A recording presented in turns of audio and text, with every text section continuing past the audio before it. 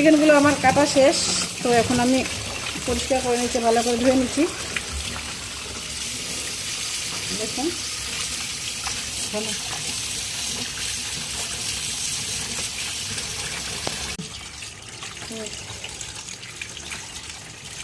দেখুন আমার ধোয়া শেষ।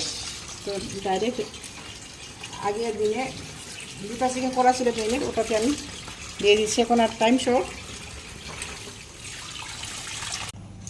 আচ্ছা দেখুন চিকেনটা আমি ধুয়ে মিক্স করে নিয়েছি। এখন আমি সব মশলাগুলো একসঙ্গে মিশিয়ে নিচ্ছি। দই দিলাম।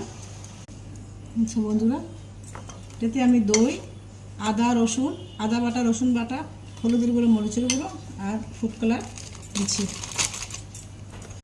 সব একসাথে মিশিয়ে নিচ্ছি।